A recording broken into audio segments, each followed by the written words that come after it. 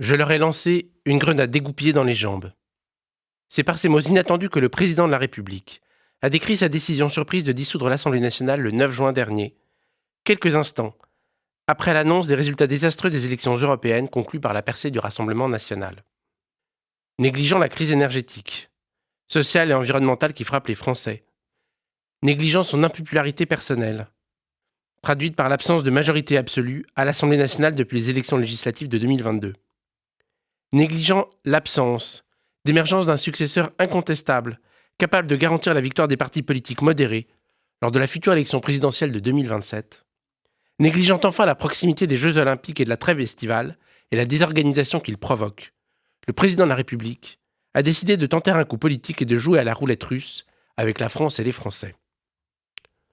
Aujourd'hui, 18 juin, on commémore un double anniversaire.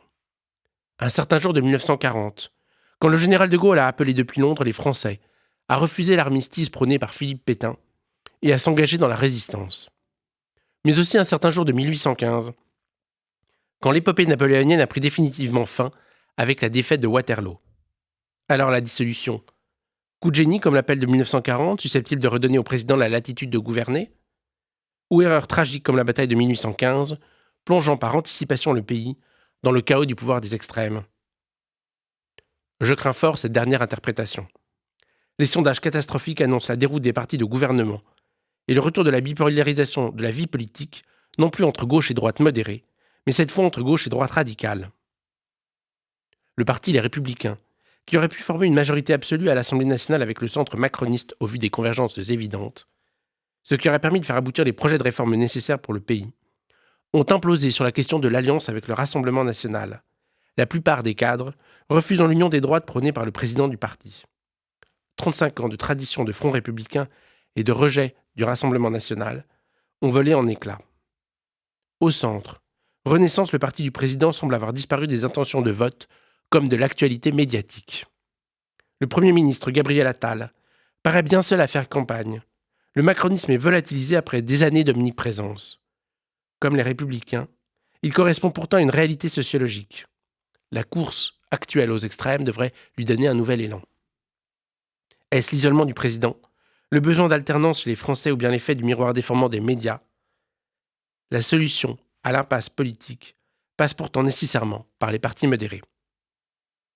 La gauche, contrairement aux attentes du président de la République, est parvenue à trouver en quelques jours un accord et à créer le nouveau Front populaire qui incorpore le Parti socialiste, Europe Écologie Les Verts, le Parti communiste et la France insoumise. Malgré la victoire de la liste de Raphaël Glucksmann aux élections européennes qui a permis au PS de redevenir le premier parti à gauche, la coalition est dominée par le mouvement de Jean-Luc Mélenchon, qui impose ses idées, ses rancunes et ses hommes. Ses idées. La France insoumise n'a pas abandonné son obsession anti-israélienne, ni ses exigences de boycott de l'État hébreu et de rupture des accords d'association qui le lient à l'Union européenne. Cette haine antisémite a déjà trouvé à se matérialiser dans la décision inouïe du tribunal de Bobigny enjoignant au salon Eurosatory de discriminer les entreprises d'armement israéliennes, mais aussi toute personne susceptible de les représenter. Ces rancunes. Mélenchon a refusé que soit donnée l'investiture aux frondeurs de son parti, Raquel Garrido, Alexis Corbière, Daniel Simonet, contre lesquels il a suscité des candidatures rivales. Ces hommes. Mélenchon a tenté d'imposer l'investiture de son bras droit, Adrien Quatennens, malgré la condamnation de ce dernier pour violence conjugale et le défi aux féministes que cette candidature représente. Afin d'ancrer à gauche la coalition électorale, Mélenchon lui a fait intégrer le nouveau parti anticapitaliste NPA, qui s'est publiquement réjoui le 7 octobre de l'attaque du Hamas, en qualifiant les terroristes islamistes de résistants.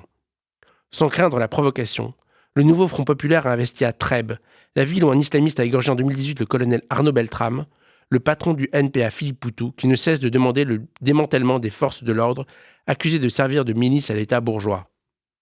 À Avignon a été investi Raphaël Arnaud, un fiché S qui revendique la violence politique de rue.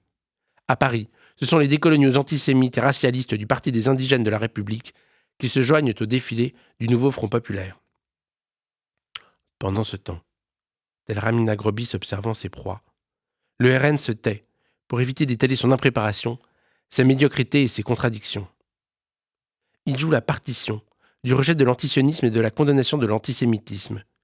Mais dans le même temps, celui qui est pressenti comme ministre de la Justice annonce son intention de mettre au pas l'État de droit et les institutions, le Conseil constitutionnel et le Conseil d'État, afin de faire passer le programme destructeur du Rassemblement national.